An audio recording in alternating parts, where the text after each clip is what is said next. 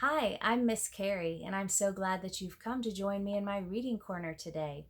Since tomorrow is Easter, I thought I would go ahead and do a special Easter series. I'm going to read three different stories, but right now I'm just going to read the first part. And it's from this book called the Jesus Storybook Bible. It says, every story whispers his name, and that's Jesus's name. It's written by Sally Lloyd-Jones and illustrated by Jago. And illustrated means he's the one that drew the pictures. There are some great pictures in here. The first story is called A Dark Night in the Garden, and this is taken from the Bible, from the part that's called the Garden of Gethsemane, from Luke 22, Mark 14, and John 18. So that's where you can find it in the Bible. The wind was picking up now, blowing clouds across the moon, shrouding the garden in darkness. "Stay up with me?" Jesus asked his friends. They said yes and waited under the olive trees, but they were tired, and soon they fell asleep. Jesus walked ahead alone into the dark. He needed to talk to his heavenly Father. He knew it was time for him to die. They had planned it long ago, he and his Father. Jesus was going to take the punishment for all the wrong things anybody had ever done or ever would do. "Papa, Father," Jesus cried, and he fell to the ground. "Is there any other way to get your children back? To heal their hearts? To get rid of the poison?"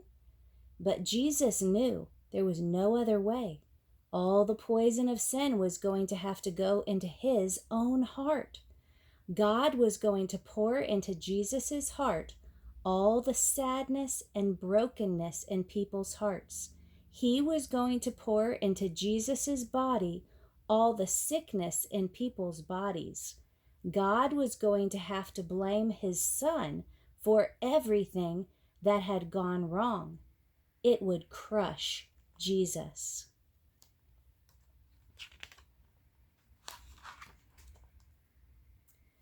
But there was something else, something even more horrible. When people ran away from God, they lost God. It was what happened when they ran away. Not being close to God was like a punishment. Jesus was going to take that punishment. Jesus knew what that meant.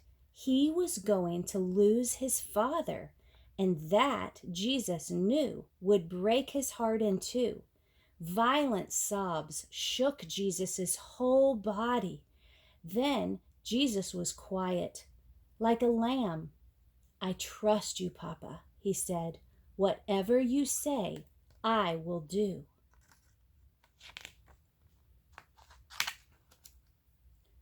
Suddenly, through the trees, a glitter of starlight flashed off steel. Into the quiet garden came whispers, muffled voices, clanking metal, and the sound of boots marching. Jesus stood up. He woke his friends. "Now is the time," he said gently. "Everything that was written about me, what God has been telling his people all through the long years, it's all coming true." And into the night, with burning torches and lanterns, with swords and clubs and armor, they came, an army of soldiers. Judas led them straight to Jesus so they could arrest him. Jesus was waiting for them. Peter leapt up, took a sword, and tried to defend Jesus. He sliced off a guard's ear. Jesus immediately touched the guard and healed him. "Peter," he said, "this is not the way." Peter didn't realize that no army, no matter how big, could ever arrest Jesus, not unless Jesus let them. Then Jesus, who had never done anything except love people, was arrested as if he were a criminal. Jesus' friends were afraid, so they ran away and hid in the dark shadows. The guards marched Jesus off and took him to the leaders. The leaders put Jesus on trial. "Are you the Son of God?" they asked. I am, Jesus said. Who do you think you are to call yourself God? You must die for calling yourself the Son of God. Only the Romans were allowed to kill prisoners, so the leaders made a plan. We'll tell the Romans this man wants to be our king, and then they will crucify him. But it would be all right. It was God's plan. It was for this reason that I was born into the world, Jesus said.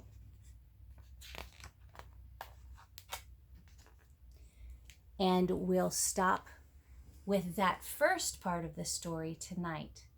This is sort of scary, but please come back for part 2 and 3. There's a bad part, but it gets so much better and wonderful, and that's why we celebrate Easter. Bye for now.